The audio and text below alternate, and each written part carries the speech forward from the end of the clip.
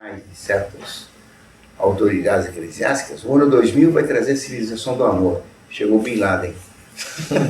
Explodiu as torres. Ia ter um novo advento da igreja, um novo advento do Espírito Santo, um novo advento de Cristo no ano 2000. Chegou no 2000 não aconteceu nada. Uma bobagem, certo? Pois não, filho? Então, tanto os que são mais voltados para o corpo, quanto os que são mais voltados para a alma, pecam com a vontade e com o intelecto. Sim, mas pode ser pecar. Alguém pode pecar mais com a vontade do que com o intelecto. Certo? Não? Mais com o corpo do que com a alma. Então, Danton era um guloso, um comedor. Robespierre, não. Robespierre quase não comia e não tinha sujeira nenhuma. Mas ele pecava com inteligência. Certo? Compreendeu bem? Qual é o pecado pior? É o da alma. O pecado de inteligência. A gnose é pior que o panteísmo. Deu para compreender esse quadro? Não? O que Mestre Eckhart dizia exatamente? Mestre Eckhart, ele dizia que se Deus existe, o mundo não existe. Se o mundo é ser, Deus é nada. Se Deus é ser, o mundo é nada. Se Deus é tudo, o mundo é nada. Se o mundo é ser, Deus não é ser. É que nós escura, né? Que nós escura. Isso é aquilo do Dado dele, professor. Então, os sermões dele, os tratados dele, a Shri Tratados, sermões. Eu tenho um trabalho sobre o Eckhart, talvez logo mais por mim. Tá escrito No livro de Eckhart, ele dando mestres alguns sermões, assim, são sermões cristãos e do que eu li, monstruosos. Os que eu li, monstruosos. É que você não conhece as palavras. São monstruosos. O Eckhart foi condenado, tendo 16 heresias condenadas. Foram impugnadas dele 100 teses. Então tem uma defensora do Eckhart, Jana Seleustache, diz que é um absurdo chamar Eckhart de herege. De 100 teses acusadas, só em 16 encontraram heresias. É como se eu fosse no médico examinar, fazer um check-up. Eu desconfio que tenho muitos cânceres. Então me faz 100 check-up, eu faço uma tomografia, em 100 pontos suspeitos, só 16 tem câncer. Oh, que bom, eu estou sadio, né? Deu câncer no fígado, câncer no pulmão, câncer no cérebro, câncer nos ossos, câncer nos rins, 16. O resto tudo bem, os dentes estão bem, o pâncreas está bom, o coração não tem nada. Palhaçada, eu tendo um câncer, eu sou canceroso. Vocês entenderam? Tendo uma heresia, fulano é herege. Bastou dizer uma heresia que fulano é herege. Eckhart, por exemplo, diz o seguinte, que nós não devemos querer agradar a Deus nem querer a salvação.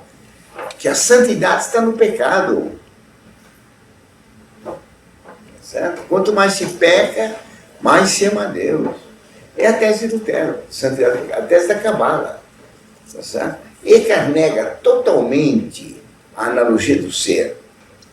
Certo? Ele defende a dialética. Ele é um herege completo. É um gnóstico inteiro.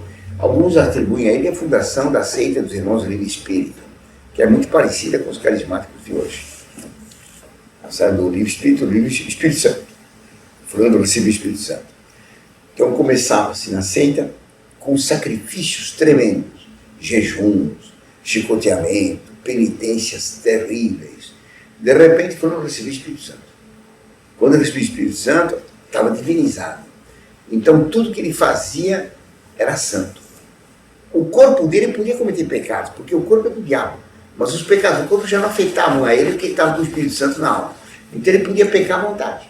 Então levava o fulano para um lugar da seita, onde tinha o paraíso. Então lá dentro é orgia à vontade. Porque o corpo só pode pecar, porque a matéria sendo diabólica, não prestando, está claro que a matéria não presta para a gnose. Então é natural que o corpo peque. Mas a alma divinizada não pode pecar mais.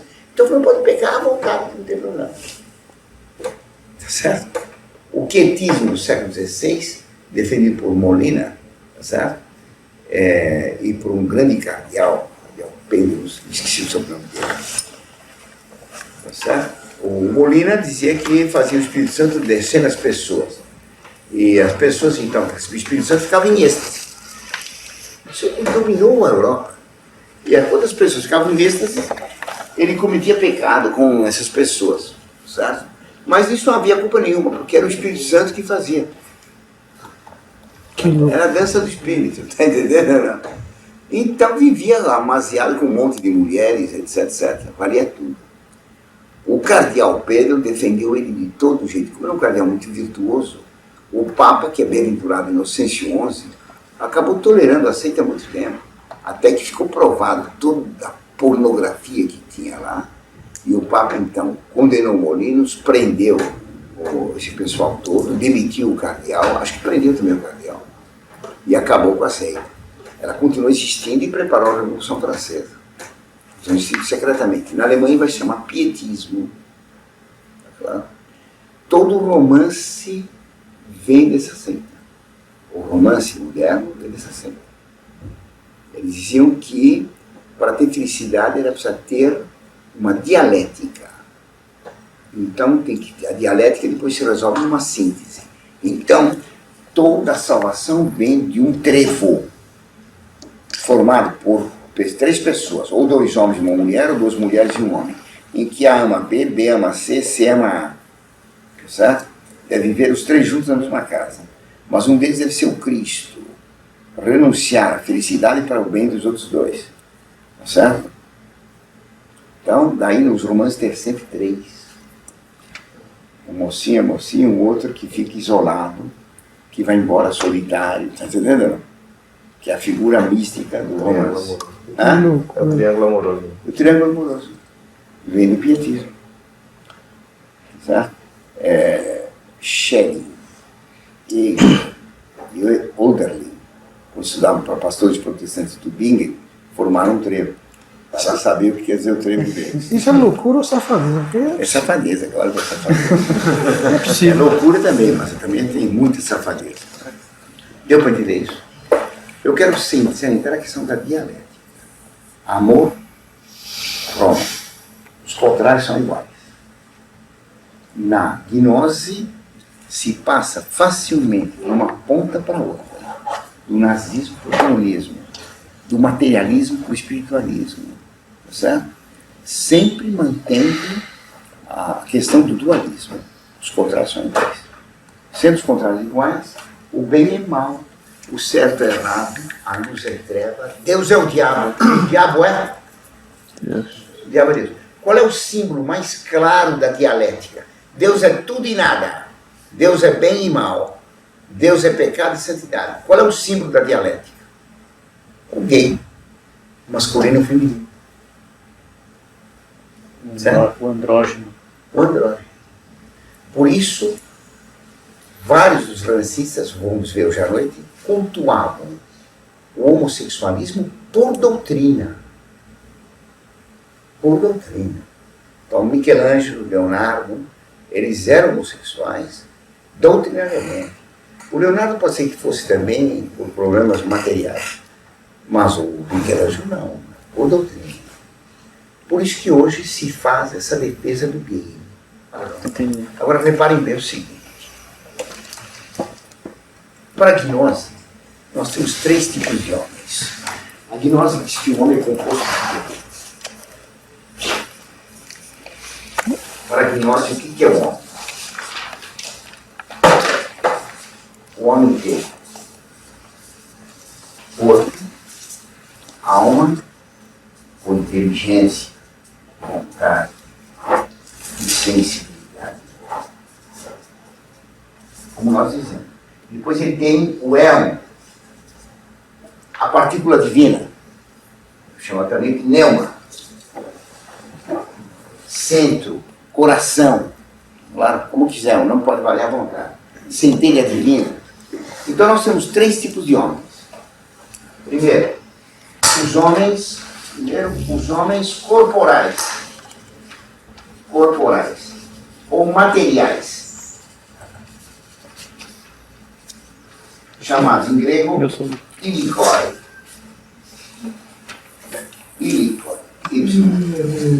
Os ilikoi. O que quer dizer? Ilê é de matéria. São os homens materializados, em que prepondera o corpo. O corpo para eles é prisão da partícula divina. Segundo, os homens psíquicos, homens psíquicos, que preponderam inteligência ou vontade. Inteligência ou vontade. São os psíquicos. Terceiro, os homens que predominam o neuma, são os pneumaticoi. Pneumaticoi, certo? Pneumaticoi. Ora, você tem aqui o seguinte, aqui você tem os primeiro tipo de homens, os materialistas. Você tem aqui, perdão, eu fiz errado. Você tem aqui os ibicoi. Você tem aqui os que preponderam inteligência racional ou ação, ou os psíquicoi. E finalmente aqui você tem os pneumaticoi, os que preponderam intuição. Os gnósticos. Porque a inteligência, ela ajuda, isso aqui é contra o elmo. O elmo está aprisionado na natureza corporal e psíquica do homem. Precisa acabar com o corpo e acabar com a alma. Então temos três tipos. Deu para entender os três tipos? Está mal desenhado aqui. Pode repetir só uma... Os materialistas brutos são os que preponderam o corpo. São os piricói, os sarquicói. Sarx quer dizer carne. Só dominados pela carne. Esses dominados pela inteligência e pela vontade, esses dois são os psíquicói. Psíquicói.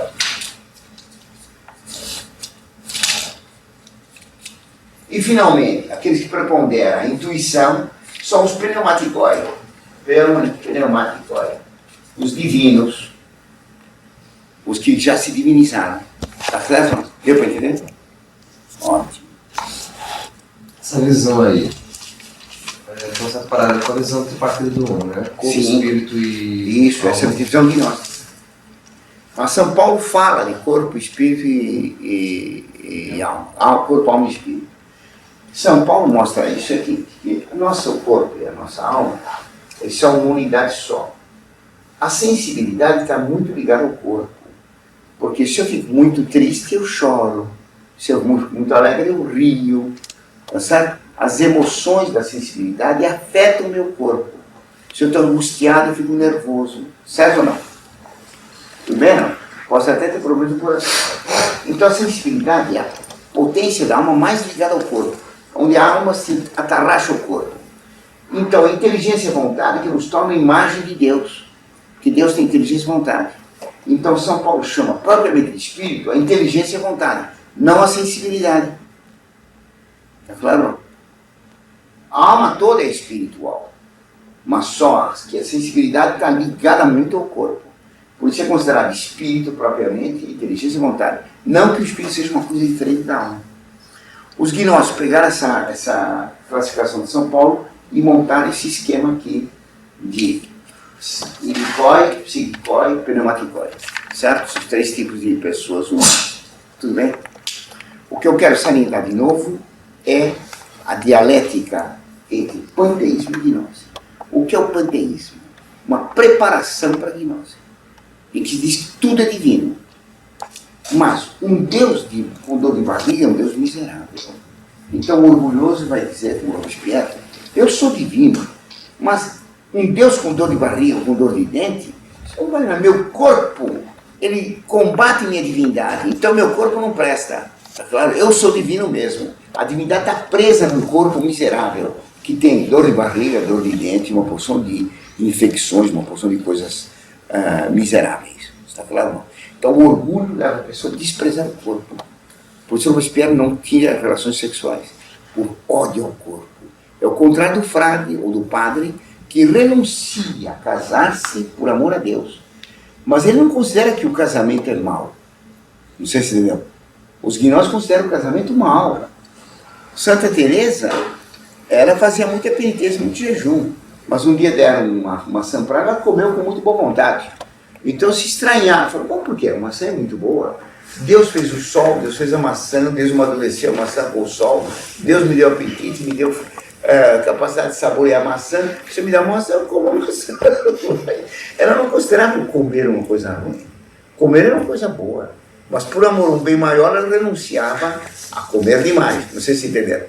O jejum é o contrário do que faz o Brahmani ou budista, de renunciar à comida e morrer de inanição. Chopin, que era agnóstico, morreu de inanição. E contaram que ele, no fim da vida ele parou de comer, não comeu nada, porque comer era assumir matéria. E como a matéria não prestava, não comeu mais. Morreu. Tá claro? O cretino dá um sanduichão lá para ele de pernil para ele combater a gnose. Tá claro? Então há duas maneiras de fazer o jejum. Uma é considerando a comida boa. Fazer sacrifício é renunciar a um bem. Quando eu não quero me dar marteladas no dedo, eu não estou fazendo sacrifício.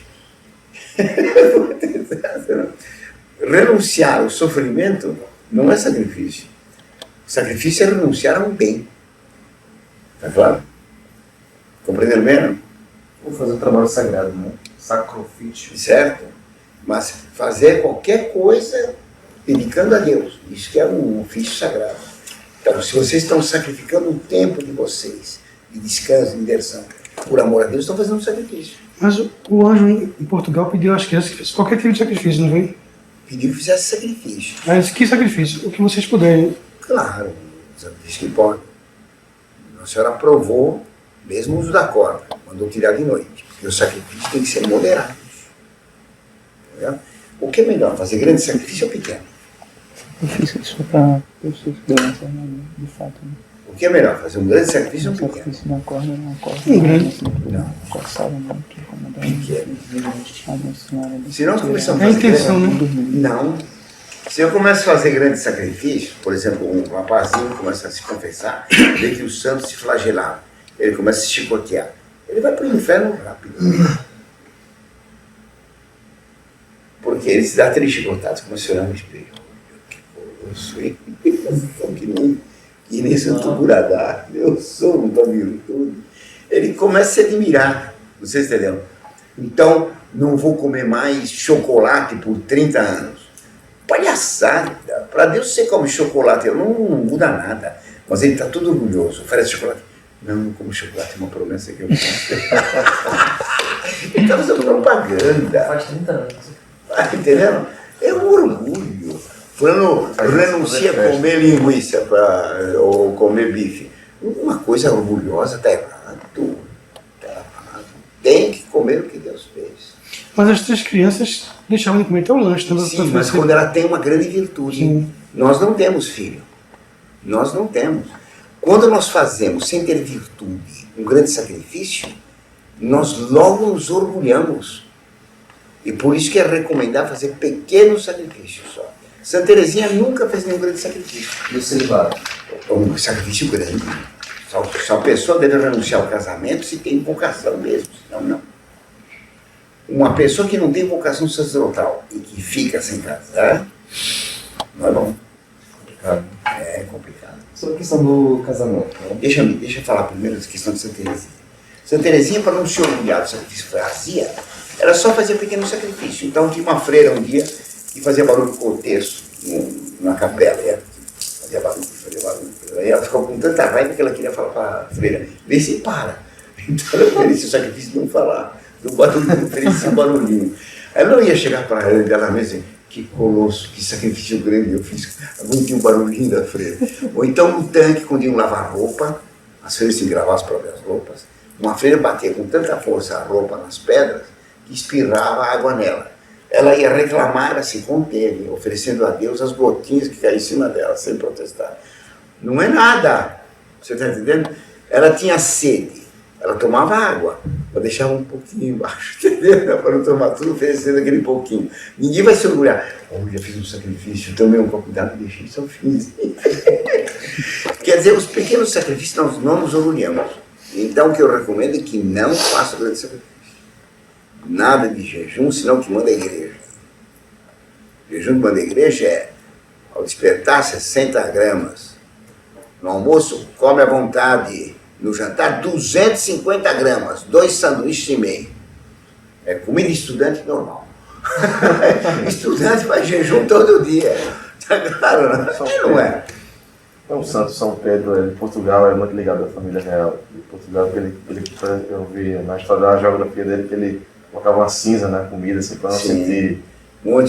Todas as três carmelitas na quaresma tem que pôr cinzas. Mas se nós vamos fazer a mesma coisa, não vamos olhar nada disso. O sacrifício que nós vamos fazer, que eu peço que vocês façam, é renunciar a coisas que não têm muita importância. Certo?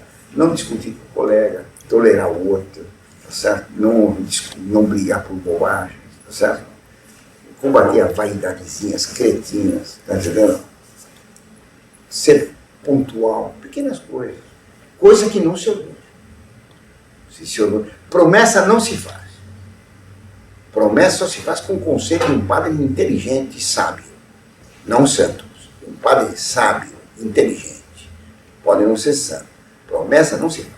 Quando está apavorado, faz uma promessa tremenda. Vou trazer um pedaço do queijo da lua para minha mãe. Não tem queijo na lua. Você não pode ir para a lua, uma bobagem. Tá certo? Outro dia veio um seminarista em casa. Ele está com dificuldade de entrar no seminário. Então, ele fez crescer a barba até poder entrar no seminário. Está com um barbão tremendo. Que ele diz que detesta. Uma bobagem.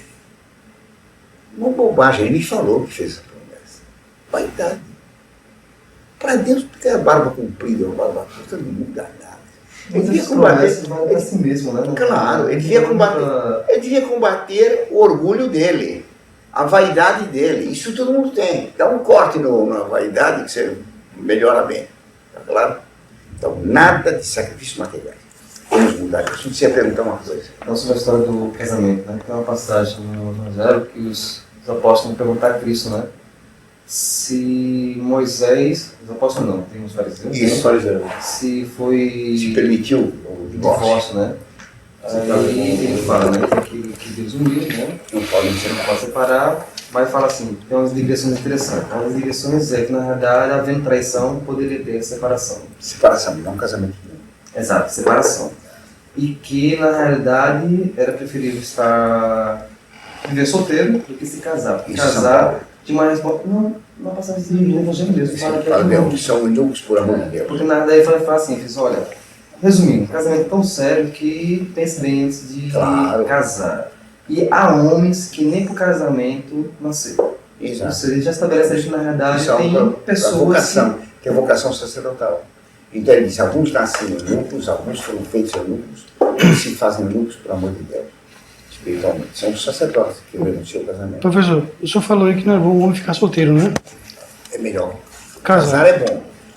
Melhor é ficar solteiro se for com vocação. Senão, não. Mas veja o leigo. Se ficar solteiro é melhor. Mesmo leigo, né? É, mesmo leigo. Por isso que eu costumo dizer, o que é um noivo? Um animal que foi racionado.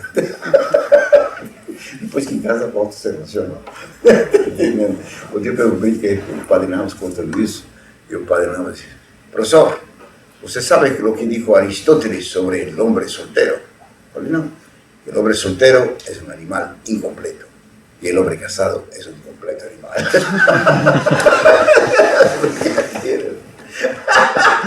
É claro que o melhor é ser solteiro, por amor de Deus, se tem vocação.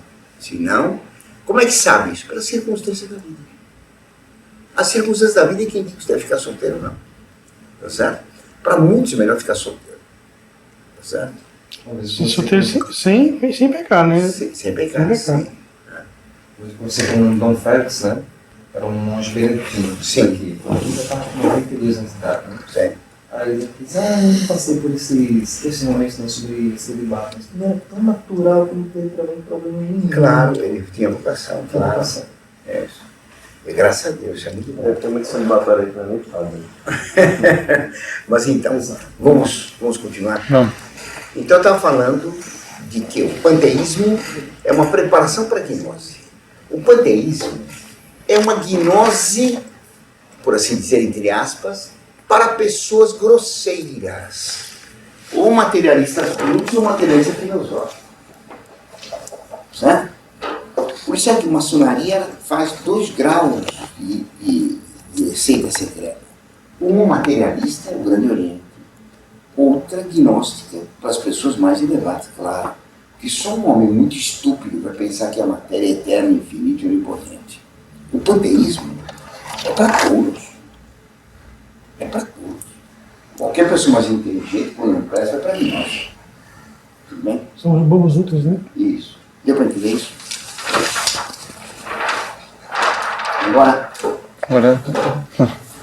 Agora, deixa eu explicar uma coisa curiosa.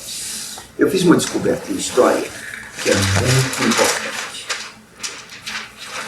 Essa descoberta de história que me permitiu descobrir. Então, atenção, que coisa interessante.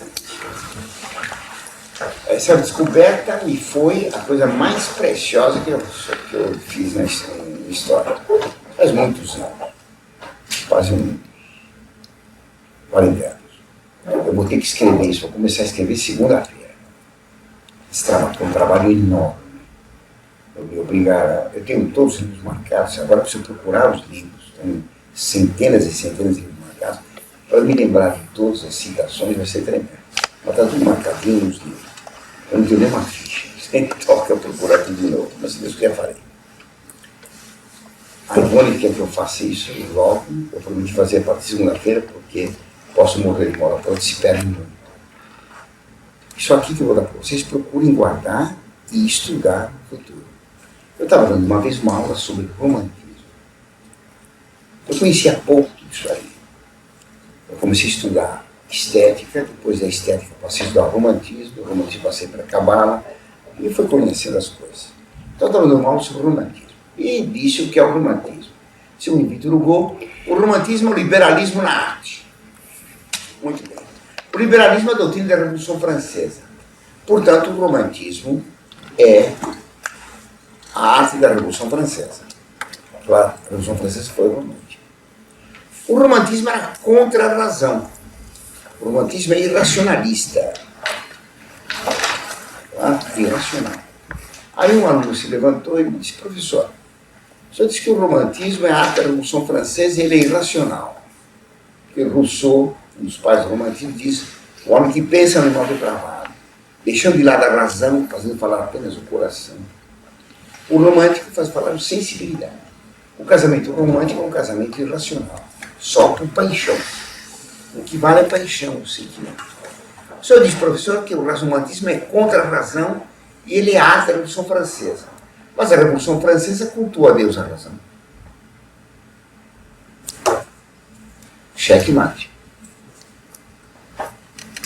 Quer dizer, liquidou o professor. Tá?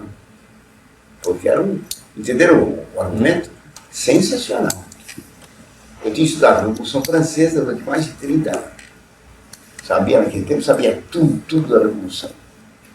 Li, acho mais de 1000 livros sobre a Revolução Francesa. Então, dizer que a Revolução Francesa tinha adorado a razão era patente. O romantismo é a arte da Revolução Francesa. O romantismo é contra a razão. A Revolução Francesa manda adorar a razão. É uma contradição no que eu estou ensinando. Deus me deu a resposta na hora. Eu respondi na hora, sem nunca ter pensado no caso.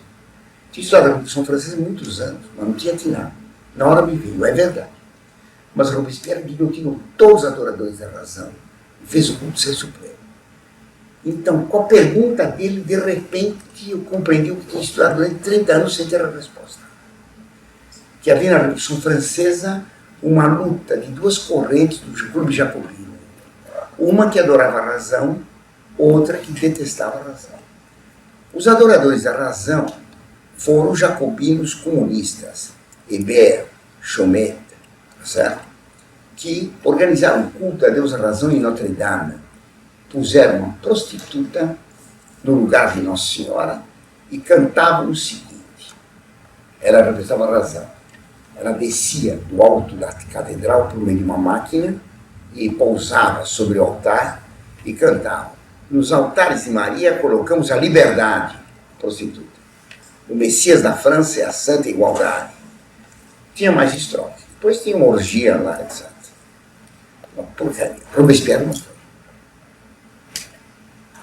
Então, os comunistas quiseram. Robespierre era agnóstico, seguidor de Rousseau. Os outros seguidores de Voltaire, de Diderot, de Enciclopédia. Robespierre não foi. Então, resolveram pegar uma assembleia. Mandaram as prostitutas da convenção e todos os que tinham adorado a razão, exigindo que o Robespierre e todos os deputados fossem adorar a razão. Todo mundo foi, Robespierre não foi. Chovia, e aquelas vagabundas com roupas muito, uns véus lá, transparentes, andavam nas ruas cheias de pedra e de lama, ficou tudo meio encharcado de chuva e sujo de lama. Voltaram para a catedral e recomeçaram a pantomima. De novo desceu lá a Mademoiselle, acho que era o Brie, não, a máquina, ele desceu e não se cantou. Nos altares de Maria colocamos a liberdade, a prostituição. A liberdade é aquela de Nova York com 10 chifres. Aquela que se canta aqui no hino. Liberdade, liberdade, tá certo? É a música que foi cantada na 9ª Sinfonia, Freiheit.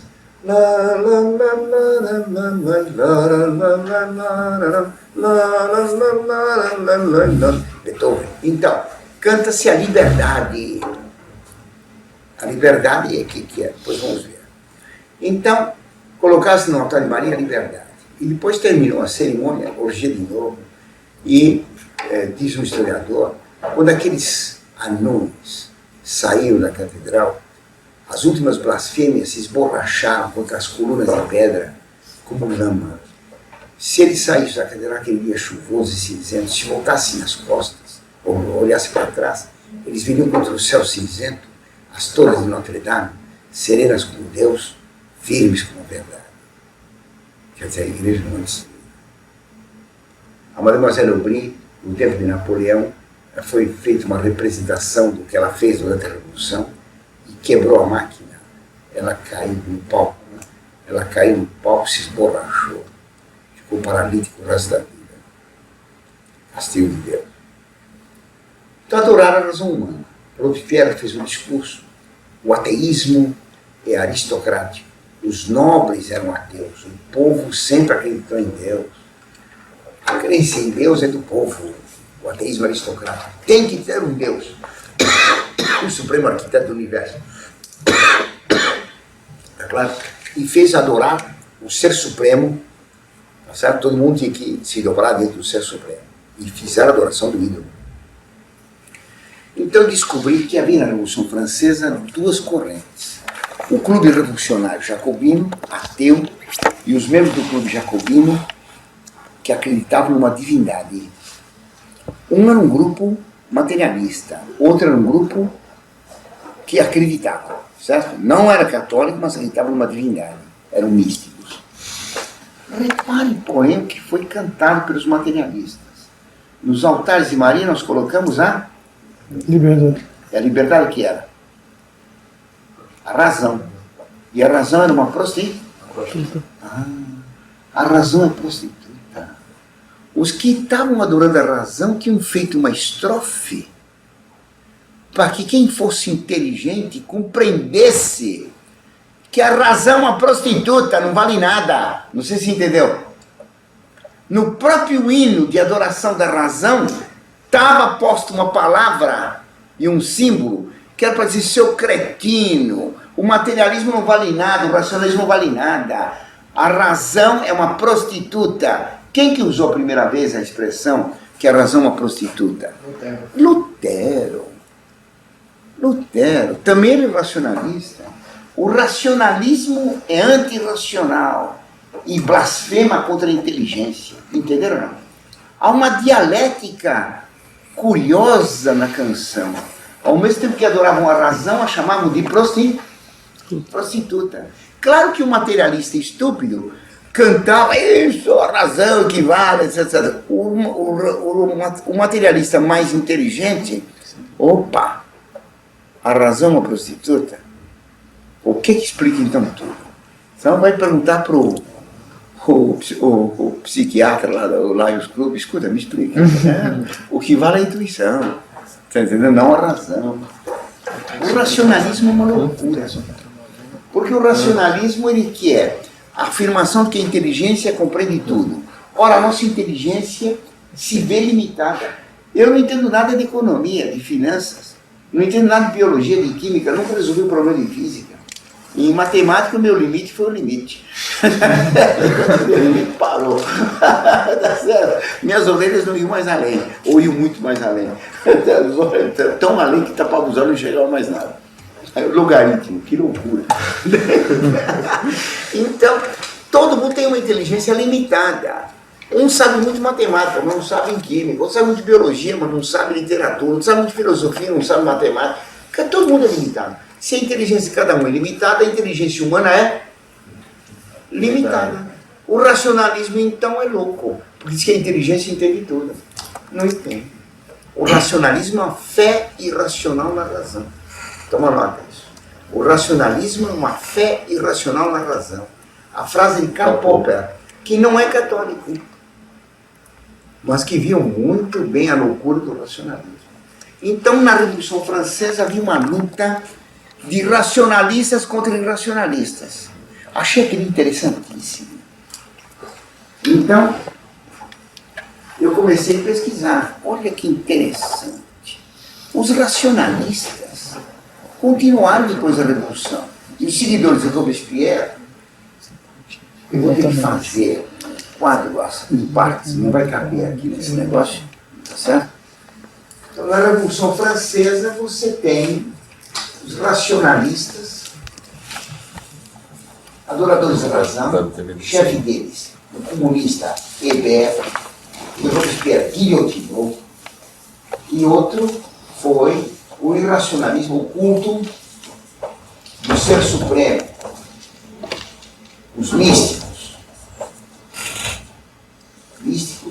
irracionalistas, seguidores de Rousseau, então Robespierre. Robespierre também foi guilhotinado. Mas acabou assim? Não.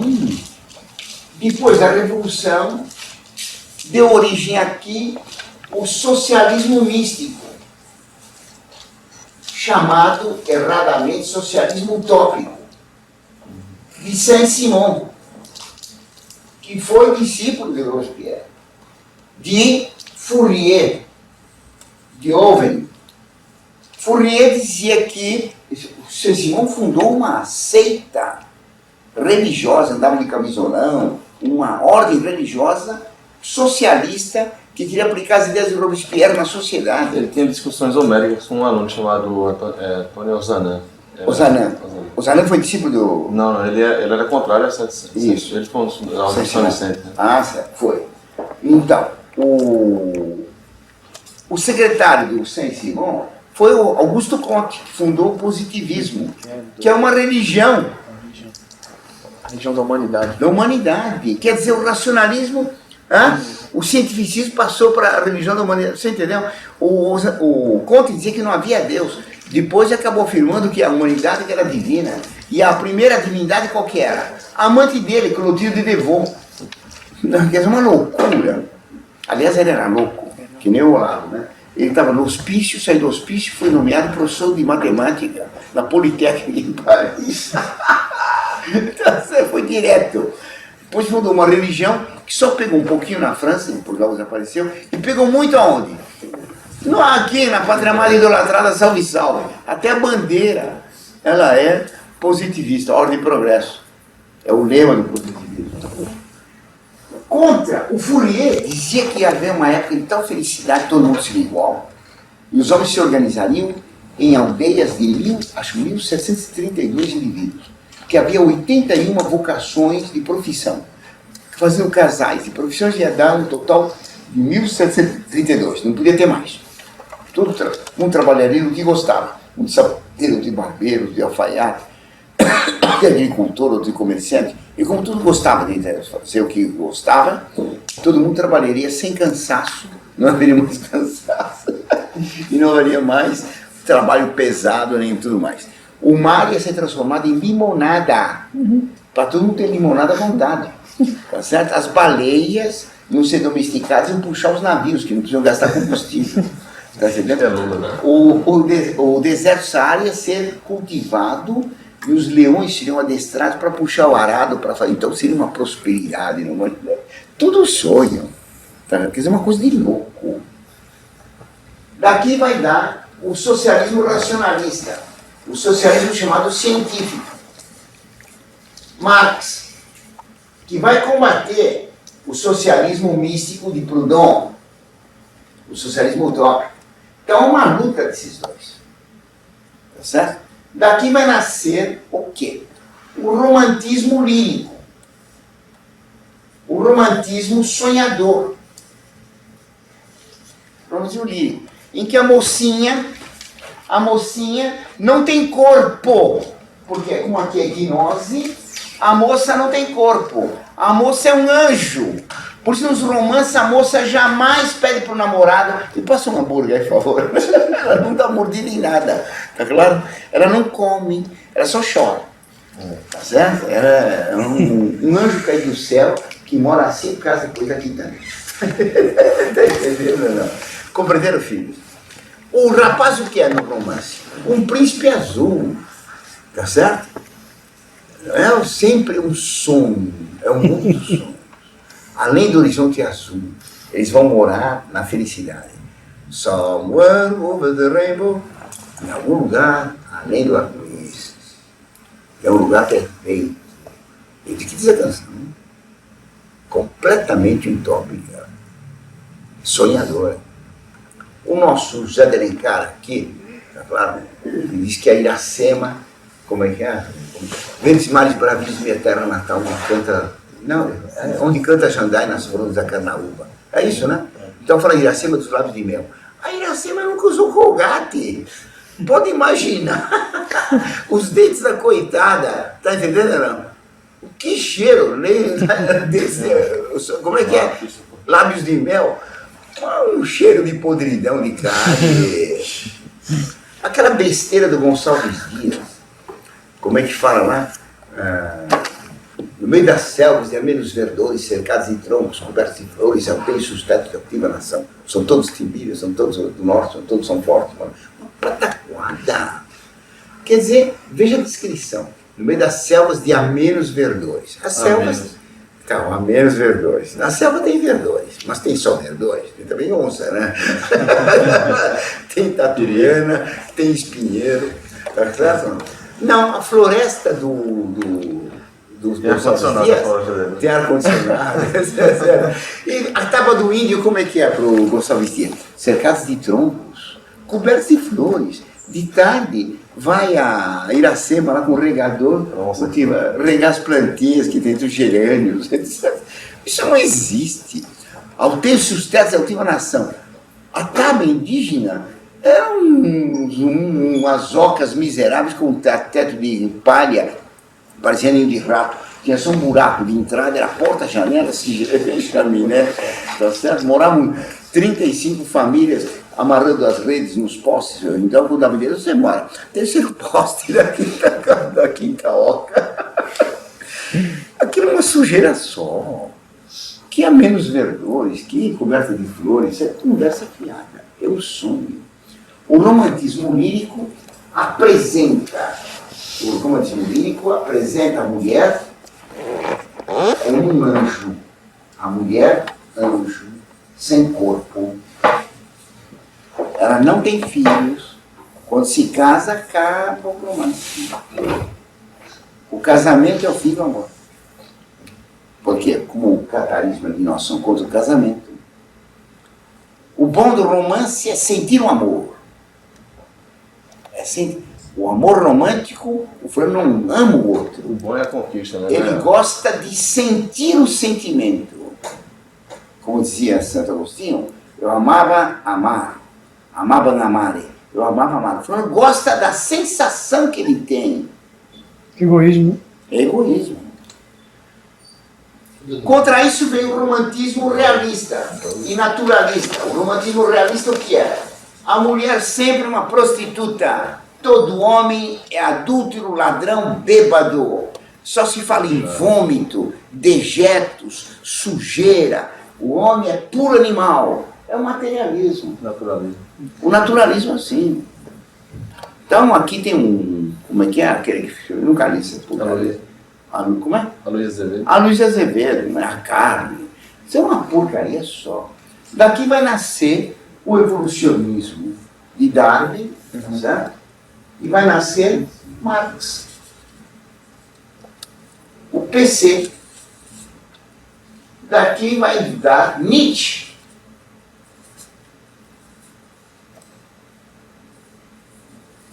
Vai dar Bergson. Vai dar Blondel. Tá certo? E vai dar o Partido Nazista. Que são adversários. Dialéticos. Iguais. Pois o Partido Nazista, Partido Nacional Socialista Operário Alemão. Completamente nacionalista, socialista, operário. O programa do nazismo é igualzinho do PT.